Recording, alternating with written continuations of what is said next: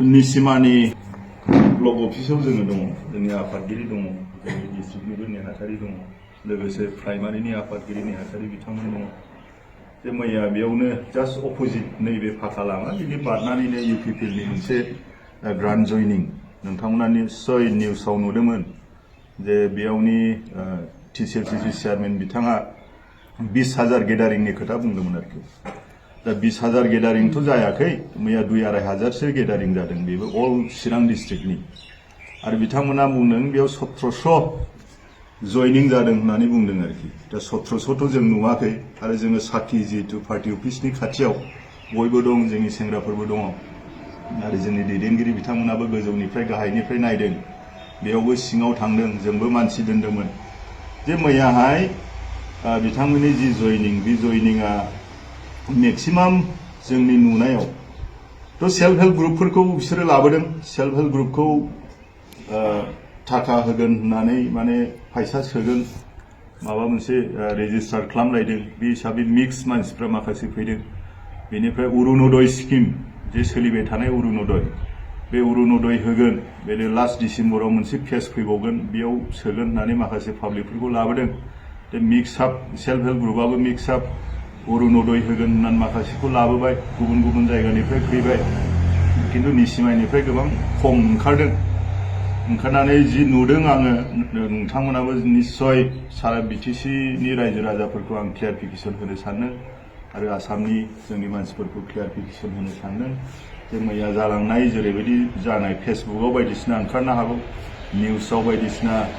बिथांमोननि चेनेला गोबां गिदिर गिदिर खोथा बुंनो हागौ बे खोथा बुंनाया नंखाय होननानै आं दिनै रायजोफोरखौ जोंनि कर्मिफोरखौ लानानै क्लियारिफिकेसन होदों जे मैया जे आमटेखानि माखासे खैलामिलाव सासे मास्टार मावनाय हाई स्कुलनि मास्टार बिथाङा बे थांदों बियो गेजेराव नर्मालैनो दंमोन बे मानसिया किन्तु बिसोरहा मोनसे खवारि दङ आमटेखायाव खवारि दं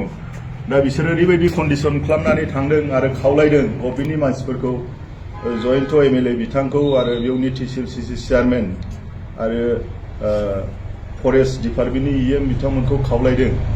बे खावलायनानै 10 मास दंबावो बिसोरनि खवारिया 10 मास दंबावो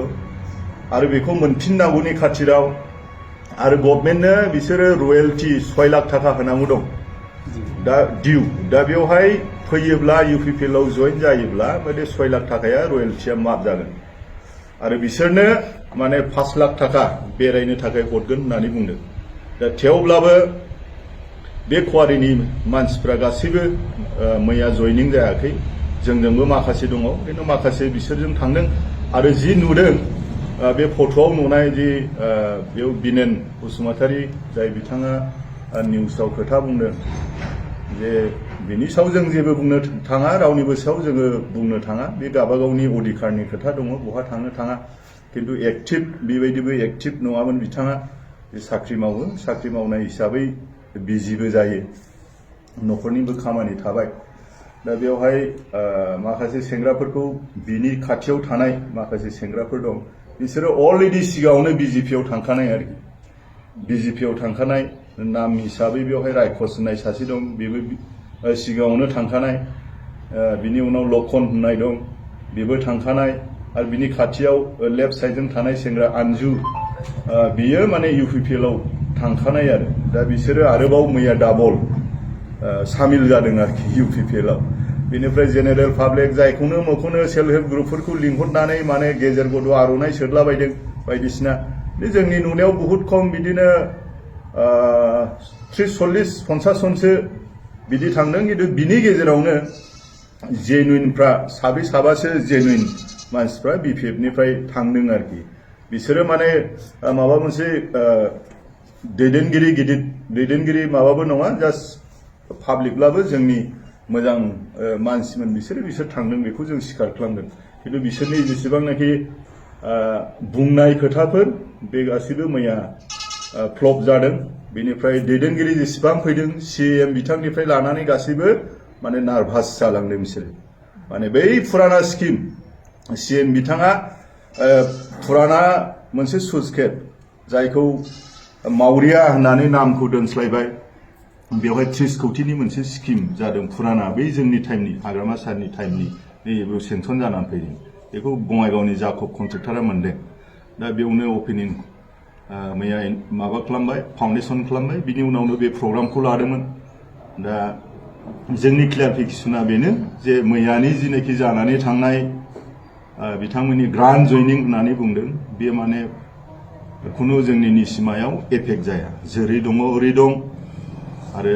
सासे सानै जेन'बा पार्टिया ओरै थांगोन फैगोन बेथ' जायो खिन्थु जोंनाव गोबां फैनायनि मोनसे दा मानसिफ्रा गोबां इउपिपिएलनि बुजिनाय मानसिफ्रा बिजेपिनि बुजिनाय मानसिफ्रा जोंनाव फैनायनि थाखाय जोंजों रायलायगासिनो दं आरोखि दा बेखिनि मैयानि दिनावहाय आथिखाल बिटिसिनि सिएम प्रमद बर'आ मोनसे खोथा बुंदों मिडियानि सिगाङाव बिपिएफनि माखासे एमसिएलएफोरा माने इउपिपिएलआव जयेन जानो थाखाय लाइन लानानै दं होनना बुङो दा बे बेलायावहाय मा बुंगोन दा थांनानै मा जाबावनो थांग्राफ्राथ' थांखाबायना आरो जोंनाबोथ' दाखालि जोंना खाम्फा सारा बुंदों माखासे साब्रै साबासो बिथांमोना फैनो नागिरदों होननानै दा बेखौ जोंनिखौ बुंनाय खोनानानै बिथाङाबो बुंदों ब्लाइन्ड मोनसे शट होदों आरोखि बेफोर नङा सोर थांबावनो दालाय थांथावथाव जेबो गैला मा बेसेबाव दंबावो टार्मालाय खालमासिनि एमपि इलेक्शननि उनावनो नोङो एमसिएलए इलेक्शननि आरो कड अफ कन्डाक्ट नांसिगोन थांबालाय मा मोनहैनो आरो दिनै बिटिसिआ मा बिनिफ्राय बिटिआरआ मा बेखौ रायजोफ्राबो दिनै बुजिबाय मा मावनो हादों बेफोरखौबो दिनै नुदों